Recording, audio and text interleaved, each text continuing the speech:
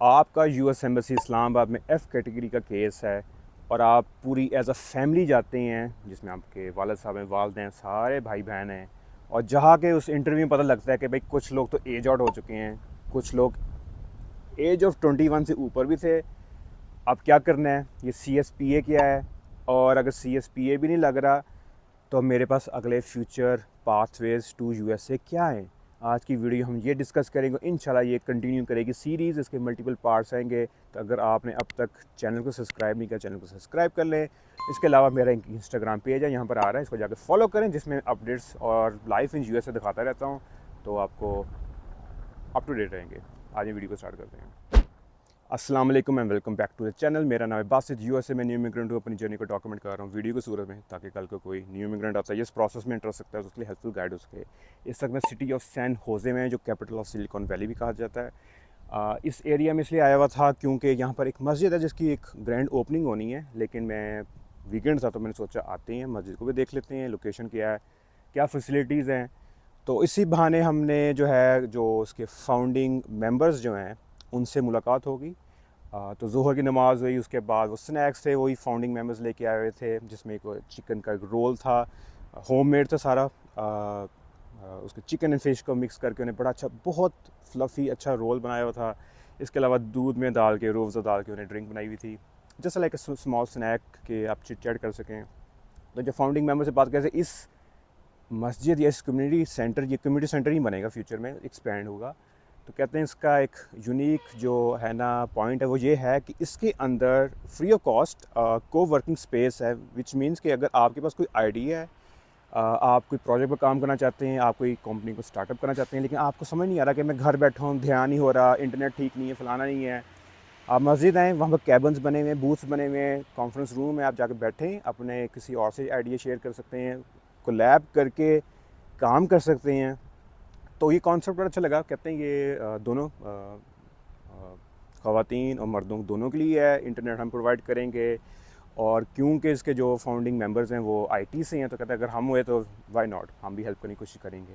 तो एक अच्छा यूनिक मुझे लगा पॉइंट कि एक मस्जिद को उन्हें कितना अच्छी तरह उन्हें किया कि इसका भी एक यूटिलिटी होनी चाहिए कि दीन है, लेकिन आपके कोई पर्सनल लाइफ के जो आपके गोल्स हैं उनको भी रीच करने में आपकी हेल्प करे कम्युनिटी सेंटर।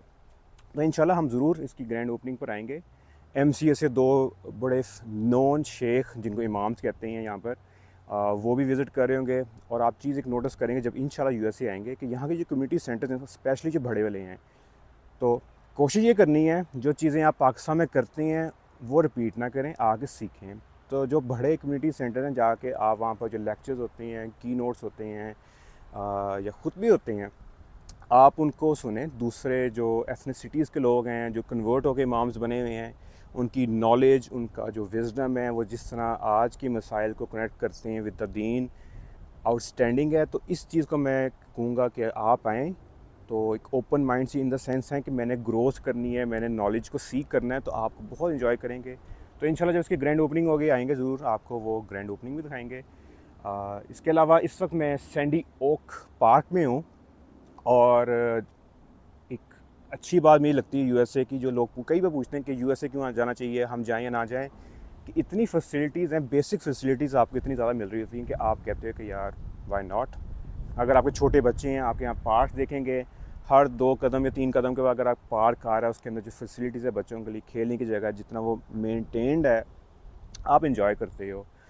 तो इंशाल्लाह जो इस प्रोसेस से गुज़र रहे हैं उनके लिए और मोटिवेशन है कि जब आप आएंगे आपको फैसिलिटीज़, इन चीज़ों में बेतहाशा इम्प्रूवमेंट मिलेगी, और आप बहुत ज़्यादा इंजॉय लाइफ को करेंगे, इन द सेंस कि आपको क्वालिटी लिविंग स्टैंडर्ड जो है वो इजीली एक्सेसिबल हो जाएगा। तो अब अपने टॉपिक पर हम आते हैं। एग्जांपल के तौर पर हम F4 का केस ले लेते हैं। इसमें एक प्रिंसिपल एप्लीकेंट है, एक उनका स्पाउस है, और बाकी बेनिफिशरीज आगे जो बच्चे होते हैं। क्योंकि F4 केस को 15-16 साल लग जाते हैं, इन द सेंस के पहला स्टेज है USCIS का। यहाँ पर कार्ड आ रहा होगा, जो वीडियो का देख सकते हैं, अंडरस्टैंड हो जाएगा। I-130 फाइल किया, वो USCIS के पास गया, उसको 3-4-5 साल लग गए अप्रूव होने में। उस अप्रूवल डेट को समझना चाहते हैं तो यहाँ पर एक कार्ड आ रहा होगा जिसको कहते हैं USCIS प्रोसेसिंग टाइम्स, मतलब कि वो USCIS पहला स्टेप जो है स्टेज 1 है वो कितना टाइम लगेगा उसको प्रोसेस करने में। 2005 में केस अप्लाई हुआ, 4 साल लग गए, 2009 में अप्रूवल आ गई आपकी। अब आपका USCIS से केस NVC चले जाएगा, नेशनल वीज़ा सेंटर स्टेज 2, यहाँ पर कार्ड आ रहा होगा। NVC का काम ये है कि उन डॉक्यूमेंट्स उन इंफॉर्मेशन को करेक्ट करना जिसके बेस पर एम्बेसी आपके ऊपर डिसाइड कर सके कि आपको वीज़ा देना है या नहीं देना। NVC का ये काम है। जब आप वो स्टेज कंप्लीट कर लेते हैं आपको मिलता है डॉक्यूमेंट क्वालिफाइड, जिसको हम अपनी लैंग्वेज में कहते हैं DQ, डॉक्यूमेंट क्वालिफाई हो गया। इस स्टेज पहली और दूसरी स्टेज तक जाने में एक जो है ना चीज़ समझनी है वो ये है कि वेलकम लेटर आता है जो ईमेल के सूरत में होता है। वेलकम लेटर का मकसद ये होता है वो इंट्रोड्यूस, NVC इंट्रोड्यूस अपने आप को कराती है आप लोगों से कि हम लोग क्या है, हमारा पर्पस क्या है। वो आपको एक्सेस देंगे, CEAC पोर्टल है, किस तरह उसको लॉगिन करना, सब कुछ उसमें बताया होता है। अब आपको एक्सेस मिल चुका है, आपने सब कुछ कर लिया, डॉक्यूमेंट्स अपलोड कर लिए, DS-260 सबमिट कर दिया है, डॉक्यूमेंट क्वालिफाई हो गई। ज़्यादातर वेलकम लेटर तब आता है कि 2005 की अगर प्रायोरिटी डेट थी तो वीज़ा बुलेटिन जो स्टेट डिपार्टमेंट हर महीने इशू करती है उसमें आने से 1 साल या 2 साल पहले हो। मतलब अब वीज़ा बुलेटिन आपने खोला जुलाई का, उसमें लिखा हुआ है कि 2003 चल रहा है, तो आपको पता लग जाएगा कि 2 साल हैं 5 आने में, तो मुझे वेलकम लेटर आज जाना चाहिए। अगर नहीं आया आप NVC को ईमेल करें, इंक्वायरी करें, उनको कहें यार मेरा जो है टाइम बहुत करीब है, मेरा वेलकम लेटर किधर है, वो आपको भेज देंगे। DQ हो चुके हैं। DQ जब हो जाता है, डॉक्यूमेंट क्वालिफाई होता है, तो अब केस जाएगा स्टेज 3 में। यहाँ पर कार्ड आ रहा होगा, वो है US एम्बेसी। हमारे केस में होती है US embassy Islamabad. Case transfer होगा NVC से US एम्बेसी इस्लामाबाद में। अब उनका काम है कि आपको इंटरव्यू अपॉइंटमेंट को स्केड्यूल करके आपसे वो नेक्स्ट स्टेप करना है कि जो आपने डॉक्यूमेंट्स प्रोवाइड किए हुए हैं, DS-260 दिया हुआ है, क्या वो इनफ है to make a decision on the case, या उनको और इन्फॉर्मेशन चाहिए। अगर इन्फॉर्मेशन चाहिए होती है तो AP लग जाती है, जिसको एडमिनिस्ट्रेटिव प्रोसेसिंग कहते हैं। यहाँ पर कार्ड आ रहा होगा। अगर नहीं लगती उसका मतलब अप्रूव हो जाएगा।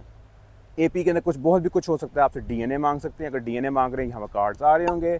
अगर आपसे DS-5535 मांग रहे हैं तो इधर कार्ड आ रहा होगा। अगर जॉइंट स्पॉन्सर मांग रहे हैं तो इधर कार्ड आ रहा होगा। तो एडमिनिस्ट्रेटिव प्रोसेसिंग का काम है आपसे फर्दर डॉक्यूमेंट इंफॉर्मेशन लेके आपको केस पर डिसाइड करना है। AP का ये काम है। या बैकग्राउंड चेक हो सकती है। तो इंशाल्लाह एक फ्यूचर में सेपरेट वीडियो आएगी 221G के ऊपर डिटेल्ड में, जिसमें मैं अपना 221G भी शेयर करूँगा, और जो मेरे पास और हैं उसमें इंफॉर्मेशन हाइड करके हम डिस्कस करेंगे कौन सी टिक का क्या मकसद होता है। ये F4 तक अब आप एम्बेसी तक पहुँच गए हैं। प्रिंसिपल एप्लीकेंट है, आपकी वाइफ है, स्पाउस है और बच्चे हैं। क्योंकि 2005 में केस फाइल हो रहा है, 16 साल लग रहे हैं, 2021 आ चुका है। आप जाते हैं, आपके कुछ बच्चे जो हैं, हो सकता है कुछ की एज 15, 16, 17 हो, परफेक्टली सारे 21 से अंडर हैं, ईजी है, सबको प्रोसेस हो जाएगा। इशू तब आता है कि आपके अब कुछ बच्चों, एक बच्चे की एज है 26, एक की 22 है, एक की 17 है। 17 वाला तो ईज़िली उसको पता है कि वो 21 से नीचे है, अंडर है, कोई इशू नहीं है, आराम से अगला स्टेप हो जाएगा उसका। मतलब आपके अगर प्रिंसिपल एप्लीकेंट को वीज़ा दे रहे हैं तो उनको भी मिल जाएगा। इशू आता है उन बच्चों का जिनकी एज 21 से ऊपर है, जिसको कहते हैं एज आउट। अगर हम कुछ और ना देखें, सिर्फ नॉर्मल रूल देखें 21 का, वो तो एज आउट हो गए। लेकिन यहाँ पर एक रूल आता है जिसको कहते हैं CSPA, child status protection act आता है। ये लॉ ये कहता है कि जितना टाइम आपने जब I-130 2005 में फ़ाइल किया और जब तक उसकी अप्रूवल नहीं आई USCIS से, जो 2009 में हमारी आ रही है, वो टाइम हमने उस बच्चे की एज से निकाल देना है, उसको बेनिफिट देना है। अपनी ही एग्जांपल लेते हैं, जो 26 वाला है उसमें से 4 साल निकाले, 22 हो गया, वो भी एज आउट है क्योंकि 21 से ऊपर आ रहा है। अब जो सा दूसरा बच्चा था जिसकी एज कह लें 23 थी, हमने उसमें से जो 4 साल निकाले, 19 हो गई, उस पर CSPA लग गया। कॉमन सवाल ये आता है हमेशा, लोग कहते हैं कि अब हमें क्या करना चाहिए कि हम अभी से देखना चाहते हैं कि हम एज आउट हो रहे हैं नहीं हो रहे।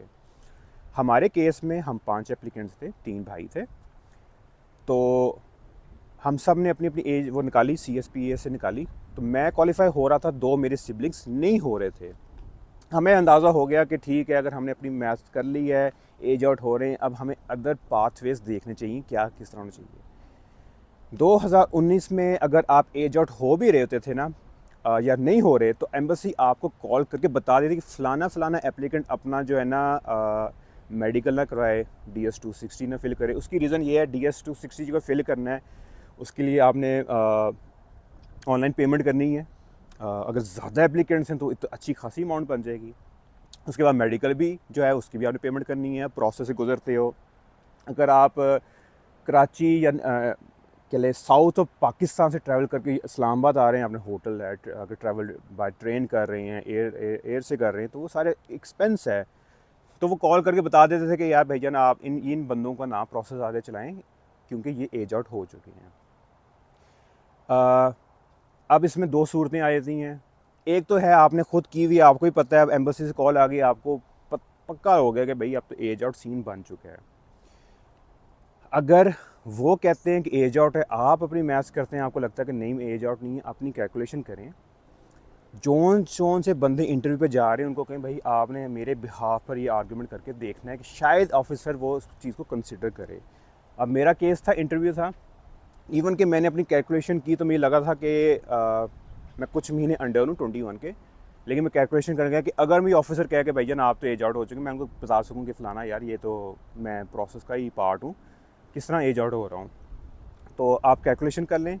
इंशाल्लाह सेपरेट फ्यूचर वीडियो आएगी, क्योंकि ये पार्ट सीरीज़ आएगी, क्योंकि बहुत कॉमन सवाल आ चुके हैं लोगों के कि क्या करना चाहिए, क्या हो रहा है। तो CSPA की एज को कैलकुलेट किस तरह करना है, उसके बाद अगर आप इंटरव्यू पर जा चुके हैं, उसके बाद अगर वो आपको नहीं कर रहे, उसके सब के हम सेपरेट वीडियोस बनाएंगे, एड्रेस करने की कोशिश करेंगे। अपनी कैलकुलेशन लेके जाएं। वो नहीं मान रहा, वो कह रहा है नहीं भाई आप तो एज आउट हैं, आपने वहाँ पर बहस नहीं करनी, बदतमीज़ी नहीं करनी, कोई सख्त लैंग्वेज नहीं यूज़ करनी, क्योंकि आपने ये चीज़ हमेशा याद रखना, वो एक फेडरल ऑफिसर है, सिविल सर्वेंट है, और अगर आप कुछ बोंगी मार के आते हैं ना, तो शायद आपके दूसरे जो एप्लीकेंट्स हैं उन पर भी कोई असरात आ जाए, या आपका जो फ्यूचर इमिग्रेशन पाथवेज हैं वो सारे ब्लॉक हो जाएं। तो जो हुआ, बात करें, तमीज़ से बात करें, नहीं हो पा रहा ठीक है, वॉकआउट कर जाएं। घर आते हैं, अब देखा कि अब कुछ लोग एज आउट हो चुके हैं। अब आपके पाथवे क्या है कि आपका कंफर्म हो चुका है, आपने किसी लॉ फर्म से रीच आउट भी कर लिया, वहाँ से पता कर लिया, आपको एम्बेसी ने मना कर दिया है, फुली पता लग गया कि ठप्पा लग गया, आप एज आउट है, इसका कोई सीन नहीं है। आपने ये करना है कि आपने पहले गूगल पर सर्च करना है, इसको कहते हैं F2B कहते हैं, कैटेगरी है। ये कौन लोग अप्लाई कर सकते हैं? कोई भी ग्रीन कार्ड होल्डर अपने बच्चों के लिए अप्लाई कर सकता है। आपके पेरेंट्स जब US से आएंगे, वो दोबारा I-130 फाइल करेंगे खुद अपने उस बच्चे के लिए। जिस दिन फाइल होता है, आजकल ऑलमोस्ट आई वुड से कि 600 प्लस उसकी फाइलिंग फ़ी है, इंक्रीज़ हो चुकी है। लेकिन आप जब वीडियो देख रहे हैं, पता नहीं कब देख रहे हैं, तो हमेशा बेस्ट ऑप्शन ये होता है कि आप ऑनलाइन वेबसाइट पर जाएं और फाइलिंग फ़ी देख लें कि लेटेस्ट कितनी चल रही है। वो पर एप्लीकेंट I-130 फिल होगा। वालिद साहब भी करा सकते हैं, वालदा भी करा सकती हैं, दोनों भी करवा सकती हैं। आई विल हाईली रिकमेंड कि दोनों अलग अलग फ़ाइल करें। जैसे एक बच्चा एज आउट हो है ना, उस एक बच्चे के ऊपर 2 I-130 फाइल करें। खुदा ना खास्ता उसमें एक पेरेंट आगे जाके बीमार हो जाते हैं, US में नहीं रह सकते या फौत हो जाते हैं, तो at least there would be another I-130 backing it up. तरीक़ाकार होते हैं दूसरों की I-130 को कैप्चर करने का, लेकिन हम पाकिस्तानी बहुत घबराते हैं, और उसके अलावा प्रोफेशनल हेल्प को लेना पसंद करते नहीं हैं, तो वो एक्सपेंसिव भी होती है। तो इसलिए बेस्ट ऑप्शन ये होती है कि I-130 अब 2 फाइल कर लो। I-130 फाइल हो चुका है, अब अगेन अब आपने फ़ाइल किया, वो तो रिसीट नोटिस आ गया, अब दोबारा USCIS की प्रोसेसिंग टाइम्स डिटर्मिन करेंगी कि उस I-130 को अप्रूव होने में कितना टाइम लगेगा। 1 साल, 2 साल, 4 साल, 6 साल। अगेन USCIS की प्रोसेसिंग टाइम जाकर देख सकते हैं। I-130 filed by green card holder for the children above the age 21, इस तरह करके उनकी कैटेगरी होती है। आपको अंदाज़ा हो जाएगा। आजकल 2017 की जो है ना प्रायोरिटी डेट चल रही है और 2024 है, 4 और 3 7, तो 7 साल का गैप तो वैसे ही है सिर्फ वीज़ा बुलेटिन को चलने में।